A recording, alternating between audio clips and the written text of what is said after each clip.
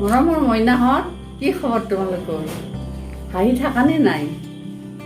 হাঁহি আচলতে স্বাস্থ্যৰ পৰম ধন। হাঁহি থাকিবা দেই। মই তোমালোকলৈ আজি এটা সাধু লৈ আহিছো। সাধুটো মন দি শুনিবা দেই, আৰু তাৰে সাৰ কথাখিনি মনত ৰাখিবা। বেয়াখিনি পেলাই দিবা, ভালখিনি ৰাখি থবা অন্তৰৰ মাজত। এখন গাঁৱত এটা মনেশ্বৰ নামৰ বুঢ়া আছিল। তাৰমানে বুঢ়া আৰু 4জন পুতেকৰ কথা। এজন বুঢ়া আছিল, কি নাম? মনেশ্বৰ। আৰু তেওঁৰ আছিল 4জন পুতেক। নাম আছিল কি? দিলীপ, দীনেশ, দীপক, জীৱন, এনেকুৱা নাম আছিল। গতিকে 4জন পুতেক। কিন্তু এটা কথা, একেবাৰে মিলা প্ৰীতি নাছিল। বৰ বেয়া লাগিল। 4জন ভাই ককাই, কিন্তু মিলা প্ৰীতি নাই। বুঢ়াৰ খুব দুখ। বুঢ়ীও নাই, পুতেক 4জন আছে, কিন্তু বুঢ়াৰ অলপো মনত ফূৰ্তি নাই। কিয়? সিহঁতে ইজনক দেখিলে সিজনে কাজিয়া কৰে। 4জনৰ কামো নকৰে একো, আৰু মিলা প্ৰীতিও নাই। গতিকে বুঢ়াৰ মনত শান্তি নাই। এনেকৈ গৈ আছে সিহঁতৰ মন কাণ নাই, খালে কাজিয়া কাজিয়া কাজিয়া। এদিন বুঢ়াৰ নৰিয়া হ'ল। নৰিয়া মানে জানা নহয়, বেমাৰ হ'ল। বুঢ়াই ভয় খালে, মই মৰি গ'লে ইহঁতৰ কি হ'ব? আনকি মোক সৎকাৰো নকৰিব, দাহনো নকৰিব।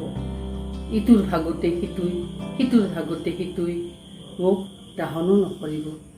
গতিকে মই এটা বুদ্ধি পাতি তেওঁলোকক মাতি বুজাব লাগিব। এদিন কি কৰিছে বুঢ়াই, সকলোকেইটাকে চাৰিওকে মাতিলে বুঢ়াৰ কাষলৈ। চাৰিও আহি বহিল বুঢ়াৰ কাষত। বুঢ়াই ক'লে, মোৰ বেমাৰ হৈছে, মই কিমান দিন বাচি থাকোঁ নাজানো।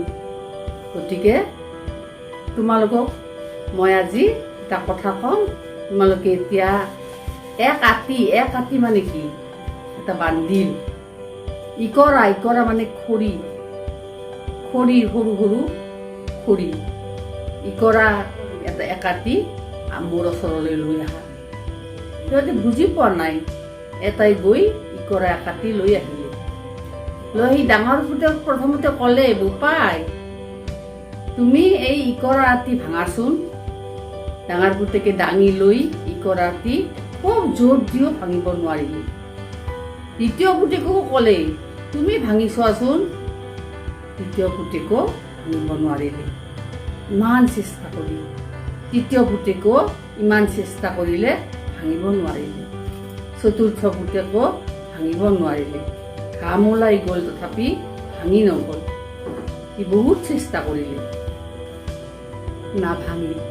তেতিয়া বুঢ়াই ডাঙৰ পুতেকক ক'লে, ডাঙৰ বোপাই তুমি এতিয়া খুলি দিয়াচোন, ইকৰা কাটি খুলি দিয়া, বানটো খুলি দিয়া। খুলি দিলে ডাল ডাল হৈ পৰি গ'ল, গোটেইবিলাক এডাল এডাল কৰি। তেতিয়া বুঢ়াই ক'লে, এতিয়া ভাঙাচোন তোমালোকে এডাল এডালকৈ। গোটেইবিলাকে মৰাই এডাল এডালকৈ ভাঙি দিলে।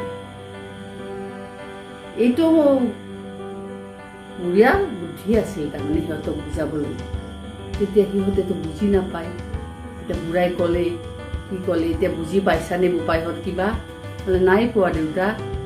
তাৰমানে একেলগে যদি লগ হৈ থাকা তোমালোকে, তেনেহ'লে কোনো শত্ৰুৱেও তোমালোকক একো কৰিব নোৱাৰে, আৰু তোমালোকৰ মিলা প্ৰীতিৰ জোৰত তোমালোকৰ ঘৰখন ঠনধৰি উঠিব। আৰু যদি তোমালোকে এনেকৈ এডাল এডাল ইকৰাৰ নিচিনা মিলা প্ৰীতি নোহোৱাকৈ নিজা নিজা মতলবত থকা, তেনেহ'লে তোমালোকে কি কৰিবা? কেতিয়াও উন্নতিও নহ'ব, আৰু শত্ৰুই লাই পাব। তোমালোকক আহি শত্ৰুই মাৰি পেলাব পাৰে। ইজনক সিজনক সহায় নাই। শত্ৰুৱে ভাবে ইহঁত দুৰ্বল, চাৰিওভাগততো মিলা প্ৰীতি নাইয়ে, গতিকে আমি ইহঁতক সহজতে মাৰিব পাৰোঁ। গতিকে বোপাইহঁত তোমালোকে আজিৰ পৰা বুজিলা নহয়, সদায় মিলা প্ৰীতিৰে থাকিবা দেই। তেতিয়া কিন্তু সিহঁতে বুজি পালে হৃদয়ংগম হ'ল কথাটো, আৰু তেতিয়াৰ পৰাই চাৰিওফাকে লগ হ'লে আৰু মিলা প্ৰীতিৰে কাম কৰিব ধৰিলে, আৰু ঘৰখন নদন বদন হ'ব ধৰিলে, আৰু বুঢ়াইও শান্তি পালে। গতিকে একতাই পৰম বল। একতা একেলগে থাকিলে বন্ধু বান্ধৱ, ভাই ভনী, মা দেউতা সদায় যদি একেলগে থকা যায়, তেনেহ'লে বল হয় মানুহৰ, পৰম বল, কোনেও একো কৰিব নোৱাৰে। আৰু যদি তুমি ভাই ভনীৰ লগত মিলা প্ৰীতি নাই, বন্ধু বান্ধৱক ভাল নোপোৱা, হিংসা হিংসি এইবিলাক থাকে, তেতিয়া তোমালোকৰ কেতিয়াও উন্নতি হ'ব নোৱাৰে আৰু সদায় অশান্তি হৈ থাকে। গতিকে কেতিয়াও তোমালোকে তেনেকুৱা নহ'বা দেই মইনাহঁত, ভালকৈ থাকিবা, মিলা প্ৰীতিৰে থাকিবা, সদায় তোমালোকৰ উন্নতি হ'ব। আজিলৈ আহো দেই।